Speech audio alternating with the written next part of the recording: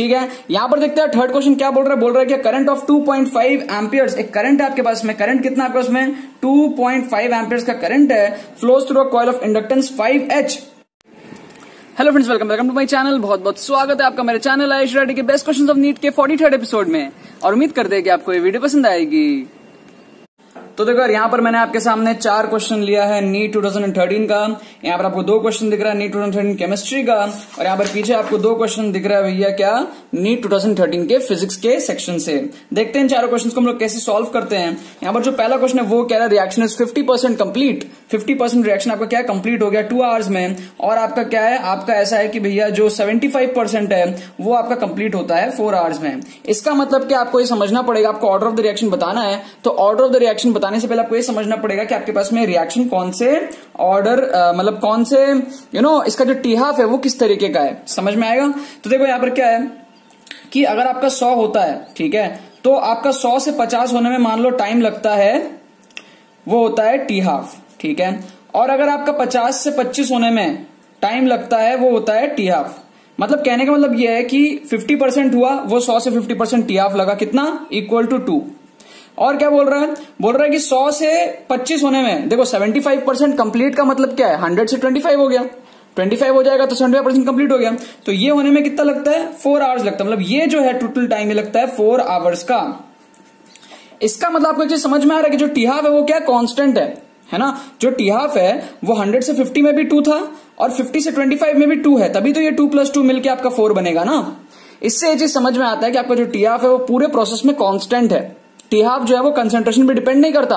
इसका मतलब ये कौन सा ऑर्डर ऑफ रिएक्शन है, फर्स्ट ऑर्डर ऑफ रिएक्शन। क्योंकि फर्स्ट ऑर्डर ऑफ रिएक्शन में हमारे पास क्या होता है, टी हाफ इक्वल टू हमारे पास में निकल के आता है कांस्टेंट 0.693/K वगैरह वगैरह, ठीक है। और जो दूसरे ऑर्डर ऑफ रिएक्शन होता है उसमें क्या होता है, हमारा जो टी हाफ है वो कंसंट्रेशन पे डिपेंड करता है। मतलब कि जो इनिशियली टी हाफ की वैल्यू है 50% के बाद वो टी हाफ की वैल्यू सेम नहीं रहेगी, चेंज हो जाएगी। सिर्फ फर्स्ट ऑर्डर रिएक्शन हमारे पास में ऐसा है जिसमें टी हाफ की वैल्यू हमारे पास में through out the process same रहती है। नेक्स्ट यहां पर क्या बोल रहा है, नेक्स्ट यहां पर बोल रहा है in which of the following ionization process, ऐसा कौन सा आयनाइजेशन प्रोसेस है इन चारों में से जिसमें हमारा बॉन्ड एनर्जी जो है वो इंक्रीज हो जा रहा है, और जो मैग्नेटिक बिहेवियर है वो चेंज हो रहा है पैरामैग्नेटिक से डायमैग्नेटिक में। ठीक है भैया, तो यार सिंपल सा बात है, पहले आप देखो एक चीज समझो कि आपके पास में बॉन्ड ऑर्डर इंक्रीज होएगा तो आपका बॉन्ड एनर्जी इंक्रीज होएगा। ये आपको फंडा पता होना चाहिए कि bond order is directly proportional to bond strength is inversely proportional to bond length, ठीक है। ये हमारे पास में बेसिकली एक रिलेशनशिप होता है। बॉन्ड ऑर्डर ज्यादा मतलब बॉन्ड स्ट्रेंथ ज्यादा, बॉन्ड स्ट्रेंथ कह लो चाहे बॉन्ड एनर्जी कह लो, बात बराबर है, सब चीज ज्यादा होगा, सारे एक दूसरे से डायरेक्टली प्रोपोर्शनल है। और जो लेंथ है वो छोटा आएगा, क्योंकि जितना स्ट्रांग बॉन्ड होएगा उतना ही आपस में पास होंगे, ठीक है ना, तो उनको तोड़ना मुश्किल होएगा, ठीक। तो इस रिलेशनशिप के अकॉर्डिंग हमारे पास में देखना है कि बॉन्ड ऑर्डर कहां बढ़ रहा है और हमारे पास में कहां पैरामैग्नेटिक से डायमैग्नेटिक में कन्वर्ट हो रहा है, ठीक है। अब आपको एक एक ऑप्शंस देखना पड़ेगा।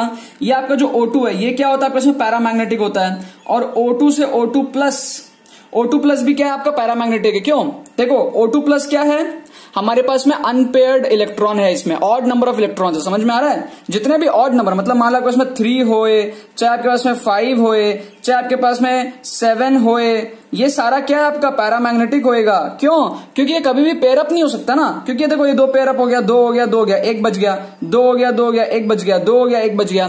तो जितने भी ऑड इलेक्ट्रॉन सिस्टम होते हैं वो सारे क्या होते हैं, पैरामैग्नेटिक होते हैं। तो O2+ हमारा क्या ऑड इलेक्ट्रॉन सिस्टम है, N2+ हमारा क्या ऑड इलेक्ट्रॉन सिस्टम है। ये फोर्थ ऑप्शन को अगर आप देखते हो तो N आपके पास में क्या है 7 है, O आपके पास में 8 और प्लस, मतलब ये मिला के क्या हो जाएगा 8 7 15 प्लस मतलब कि 14 हो जाएगा। तो ये क्या आपके पास में ऑड इलेक्ट्रॉन सिस्टम नहीं है, ये इवन इलेक्ट्रॉन सिस्टम है, तो ये पैरामैग्नेटिक नहीं है, ठीक है। बाकी हमारे पास में कॉन्फ़िगरेशन वगैरह भी हमको लिखना पड़ता है, कॉन्फ़िगरेशन लिखते हैं ना हम, तो हालांकि ये जो O2 है ये तो हमारा इवन है, इवन इलेक्ट्रॉन सिस्टम है 16, बट स्टिल ये हमारा क्या आता है पैरामैग्नेटिक आता है कॉन्फ़िगरेशन MOT वगैरह की लिखने के बाद में, ठीक है। और हमारे पास में डायरेक्ट क्या तरीका होता है बॉन्ड ऑर्डर के लिए, 14 के अबाउट सिमेट्रिकल, 14 में 3 होता है, 15 में होता है 2.5, 16 में होता है 2, 17 में होता है 1.5, 18 में होता है 1, ऊपर जाओगे 13 में होएगा 2.5, 12 में होएगा 2, 11 में होएगा 1.5, 10 में होएगा 1। तो इसके अकॉर्डिंग NO हमारा जो है, N मतलब 7, O मतलब 8, 15, तो NO के लिए हमारे पास में कितनी है बॉन्ड ऑर्डर 2.5 है। और NO प्लस क्या है हमारा 15 और एक इलेक्ट्रॉन बाहर फेंक दिया, प्लस चार्ज आ गया, तो मतलब कितना इलेक्ट्रॉन हुआ 14, और 14 के लिए क्या है 3 है, तो ये क्या हुआ आपका बॉन्ड ऑर्डर इंक्रीज हुआ ना। NO के लिए कितना था 2.5 और NO प्लस के लिए कितना है 3। और क्या हमारे पास में ये भी है कि हमारा जो NO था वो क्या था 15 इलेक्ट्रॉन होने के कारण वो क्या है हमारे पास में ऑड इलेक्ट्रॉन सिस्टम है, तो पैरामैग्नेटिक था, और ये हमारा क्या है डायामैग्नेटिक है, इसमें सारे इलेक्ट्रॉन्स पेयर अप हो जाएंगे। अगर आप वो MOT लिखते हो तो भी आपको वो चीज समझ में आ जाएगी कि हमारे पास में पेयर्ड अप हो जाएंगे, ठीक है ना। इस तरीके से काम होता है। यहां पर अगर आप देखते हो तो C2 आपके पास में कितना है, C2 आपके पास में 12 है और आपके पास में C2 प्लस है, ठीक है। तो C2 प्लस अगेन हमारे पास में C2 प्लस क्या हो गया 12 और प्लस एक इलेक्ट्रॉन बाहर चले गए तो 11, तो ये हमारे पास में ऑड इलेक्ट्रॉन सिस्टम है, तो कभी पेयर अप हो ही नहीं पाएगा, तो हमारे पास में क्या है डायमैग्नेटिक पॉसिबल नहीं है। तो चारों ऑप्शंस को देखते हुए हमारे पास में क्या आ रहा है, हमारे पास में आ रहा है फोर्थ ऑप्शन करेक्ट यहां पर निकल के आ रहा है, क्योंकि इसमें हमारा बॉन्ड एनर्जी इंक्रीज हो रही है और हमारे पास में मैग्नेटिक कैरेक्टर पैरामैग्नेटिक से मैग्नेटिक में चेंज हो रहा है, ठीक है। यहां पर देखते हैं थर्ड क्वेश्चन क्या बोल रहा है कि करंट ऑफ 2.5 एम्पियर्स, एक करंट है आपके पास में, करंट कितना आपके पास में 2.5 एम्पियर्स का करंट है, flows through a coil of inductance 5H, ठीक है। L की वैल्यू कितनी है 5 हेनरी। आपको निकालना है मैग्नेटिक फ्लक्स, सिंपल सा डायरेक्ट फॉर्मूला लगाओ यार, phi इक्वल टू LI आपके पास में होता है, L की वैल्यू आपके पास में है 5 और आपके पास में I की वैल्यू कितनी है 2.5, तो ये निकल के आ जाएगा आपके पास में 12.5, जो भी आपके पास में यूनिट्स वगैरह है उसमें, ठीक है ना, वेबर्स में। तो ये आपके पास में थर्ड ऑप्शन यहां पर करेक्ट आ गया, ठीक है। लास्ट क्वेश्चन देखते हैं इस वीडियो का क्या बोल रहा है electron in hydrogen atom makes a transition from N1 to N2, N1 में पहले था N2 में चला जाएगा।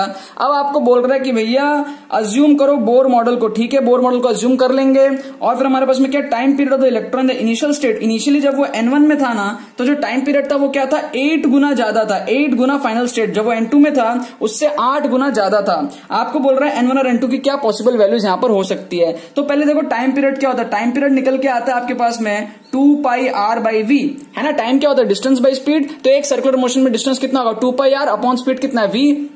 अब ये जो R है और ये जो V है ये हमारे पास में जब हम सॉल्व करते हैं बोर मॉडल के अकॉर्डिंग में, जो हमारे पास में इक्वेशंस बनते हैं mv²/r equal to kz²/r², mvr equal to हमारे पास में जो होती है mvr इक्वल टू nh/2π, वो सबको सॉल्व करते हैं तो हमको जो R मिलता है वो हमको मिलता है n²/z के प्रोपोर्शनल, और जो हमारा V मिलता है वो हमको मिलता है z/n के प्रोपोर्शनल। तो फाइनली ये निकल के आता है n³ के प्रोपोर्शनल। मैं दोबारा से बोल रहा हूं, जब सॉल्व करते हैं R निकलता है n²/z के प्रोपोर्शनल और V मिलता है z/n के प्रोपोर्शनल, तो फाइनली ये निकल के आता है n³ के प्रोपोर्शनल। जो टाइम पीरियड होता है वो हमारा क्या होता है डायरेक्टली प्रोपोर्शनल टू n³ होता है। इसका मतलब क्या, अगर आपका टाइम पीरियड 8 गुना है तो n की वैल्यू आपकी डबल होनी चाहिए, तब वो क्यूब करने पर 8 आएगा। इसका मतलब जो n1 की वैल्यू है that should be twice of n2, और उसके अकॉर्डिंग हमारे पास में कौन सा ऑप्शन करेक्ट आ रहा है 4 है, ये हमारे पास में करेक्ट आ जाएगा, ठीक है ना, क्योंकि यहाँ पर n1 4 है और n2 आपका 2 है, यहाँ पर n1 6 है n2 आपका 2 है, तो ये 3 गुना है, ये 4 गुना है, ये 8 गुना है, ये क्या है 2 गुना है, ये होएगा।